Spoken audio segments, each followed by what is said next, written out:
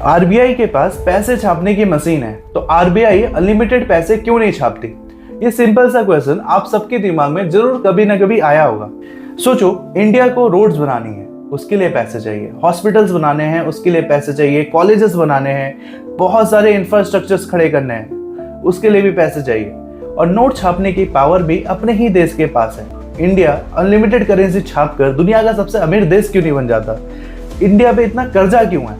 ये सारी क्यूरियोसिटी कहीं ना कहीं कभी ना कहीं पे आपके दिमाग में जरूर आया होगा, और अगर नहीं आया होगा तो अभी ये सुनकर आप जरूर सोच रहे होंगे कि क्यों यार, मशीन तो घर पे पड़ी है, जितना नोट छापना है छापो, कौन रोकने वाला है। तो आज की वीडियो में मैं आपको यही एक्सप्लेन करूंगा कि आरबीआई को ऐसा क्या चीज रोकता है, या क्या पॉलिसीज रोकती है, या फिर इसके पीछे का क्या लॉजिक है कि आरबीआई साल में limited amount of currency he print करता है। तो पहले आप ये समझो, आरबीआई नोट छापता कैसे है। इंडिया में 1 रुपए के नोट को छोड़कर बैंक नोट्स आरबीआई इशू करता है, और एक कॉमन बिलीफ है कि आरबीआई जितने पैसे प्रिंट करता है उतने ही वैल्यू का गोल्ड उसके पास होना चाहिए, लेकिन ऐसा नहीं है। तो फिर असली प्रॉब्लम है क्या?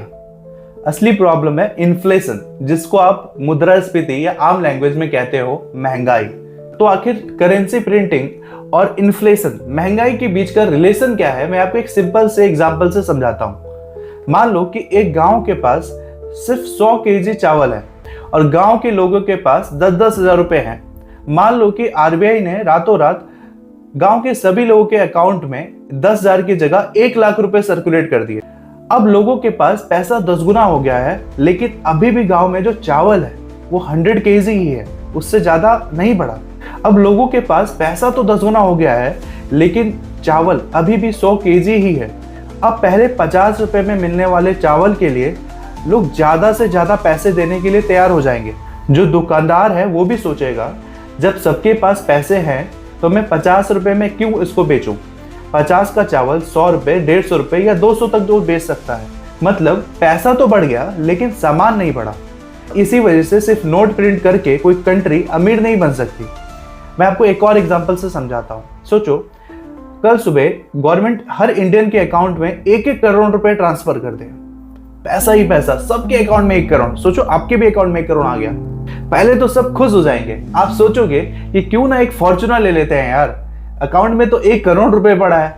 लेकिन प्रॉब्लम यह है कि फॉर्च्यूनर तुम अकेले नहीं खरीदना चाहते हो।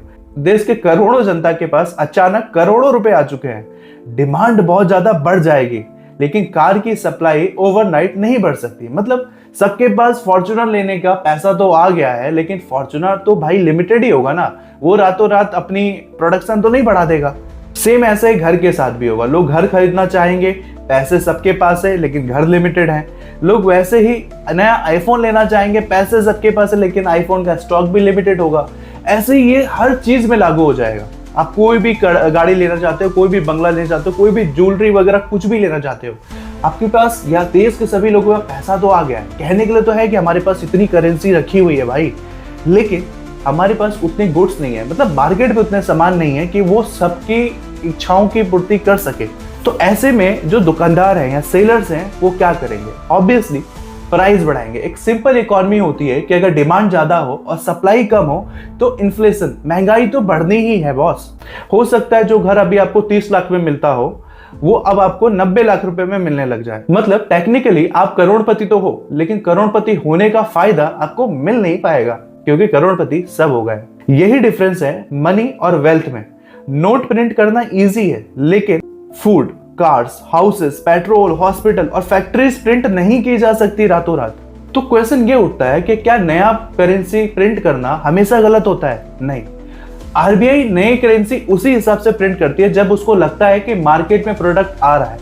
नई करेंसी को तभी प्रिंट करना चाहिए किसी भी कंट्री को जब मार्केट में प्रोडक्शन लगातार हो रहा है। तो अगर नए प्रोडक्ट्स आ रहे हैं, प्रोडक्शन हो रहा है, तो उस रेशियो में करेंसी प्रिंट की जाती है। ये नहीं कि रातों रात अनलिमिटेड पैसे प्रिंट हो गए, ऐसा नहीं होता है। वेनेजुएला और बहुत सारे कंट्रीज हैं जो इससे एग्जाम्पल और बर्बाद हुए हो। कहने के लिए तो देश में, मतलब आपने किसी कंट्री में सुना होगा कि उनके पास 10 लाख का एक सिंगल करेंसी है। लोग को एक बर्गर भी लेने जाना है तो वो पूरा एक बोरी में, एक पूरा पॉलिथीन में पैसे करेंसी भर के जा रहे हैं और उनको एक इत्तू सा बर्गर मिल रहा है खाने को। तो ये तब होगा जब वो देश की जो सिस्टम होगा ना वो अनलिमिटेड करेंसी छापने लग जाएगी। बट एक सिस्टम के साथ चलने वाली कंट्री कभी ऐसा नहीं कर सकती। अगर देश में सप्लाई कम है और करेंसी बहुत ज्यादा आ गया मार्केट में, तो ऐसे कंडीशन में महंगाई थोड़ा बहुत नहीं बहुत ज्यादा बढ़ेगी, और इसी को इकोनॉमिक्स के लैंग्वेज में कहते हैं हाइपर इन्फ्लेशन। और इसका रिसेंट एग्जांपल है वेनेजुला। वेनेजुला के लोग गरीब नहीं थे, वेनेजुला के लोग में पैसे की कमी नहीं है, बहुत पैसा है उनके पास, लेकिन उनके मार्केट में प्रोडक्ट्स नहीं है जिनको वो खरीद पाए, जिस वजह से लिमिटेड प्रोडक्ट्स होने की वजह से उस प्रोडक्ट्स के दाम बढ़ गए। कहने के लिए तो वहां के लोग करोड़पति अरबपति हैं, लेकिन वो खरीदेंगे क्या जब चीजें अवेलेबल ही नहीं है मार्केट में। इस पूरी वीडियो का निचोड़ यही है कि किसी कंट्री के पास कितने पैसे हैं वो मैटर नहीं करता, उसकी वेल्थ कितनी है। और वेल्थ का असली मतलब बैंक में कितने पड़े हैं या घर पे कितने करेंसी पड़ी है, उससे बिल्कुल मतलब नहीं है।